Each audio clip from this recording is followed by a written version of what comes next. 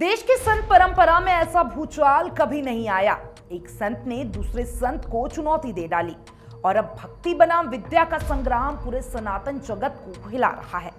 क्या सचमुच संत वही है जो संस्कृत जानता हो?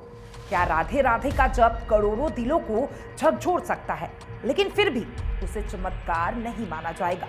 और क्या कोई साधु जिसने अपने जीवन को तपस्या और भक्ति में खपा दिया, उसे केवल बालक कहकर खारिज किया जा सकता है? यही वो सवाल है जिसे आज संत समाज से लेकर हर श्रद्धालु का मन विचलित है। मंच पर दो महामुनियों का टकराव है।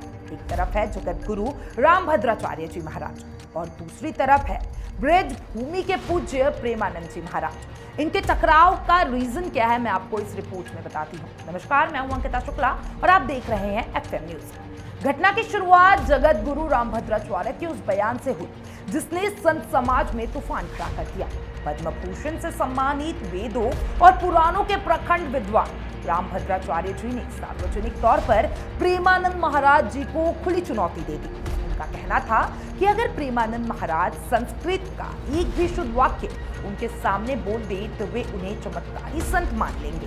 यानी सवाल केवल प्रेमानंद महाराज जी की विद्वता पर नहीं है, बल्कि पूरी संत परंपरा के मायने का है।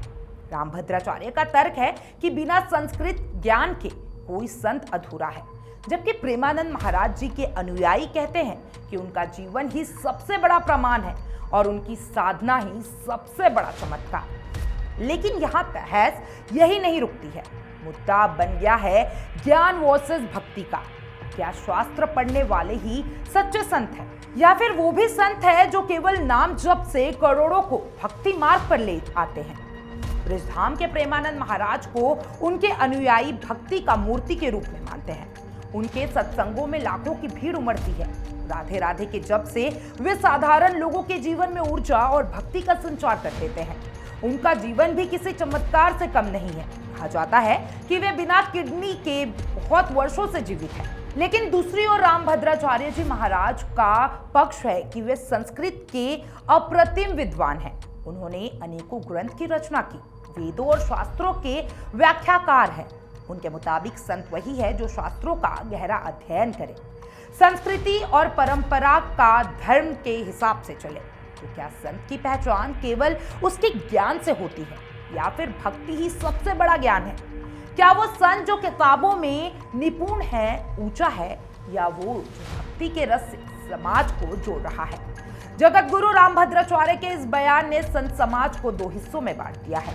एक धड़ा कह रहा है कि विद्या के बिना संत अधूरा है। दूसरा धड़ा का कहना है कि भक्ति ही सबसे बड़ी विद्या है। आम श्रद्धालुओं के बीच भी यही प्रश्न गूंज रहा है।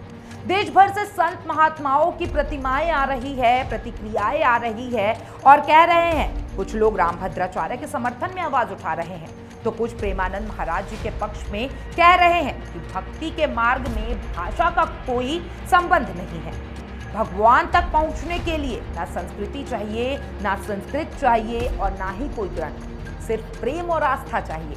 यानी ये बहस केवल दो संतों के बीच की नहीं है, ये बहस सनातन धर्म की आत्मा पर है, क्योंकि यही धर्म कहता है कि भक्ति ही मुक्ति का मार्ग है। लेकिन दूसरी तरफ यही धर्म वेदों और शास्त्रों की महिमा की गाता है।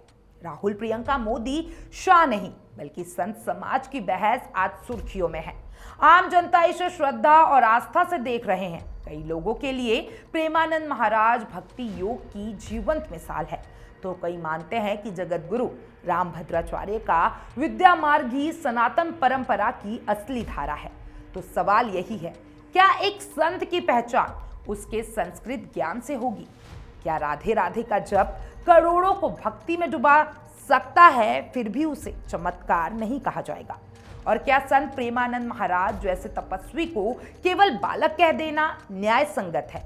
इस बहस ने सनातन परंपरा को झकझोर दिया है, क्योंकि अनंत यही तय करेगा कि आने वाली पीढ़ियों के लिए संत का असली मायना क्या होगा, ज्ञान या फिर भक्ति। आप क्या सोचते हैं इसके बारे में? कमेंट बॉक्स में जरूर बताइएगा और तमाम ऐसे अपडेट्स के लिए एफएम न्यूज के साथ बने रहें।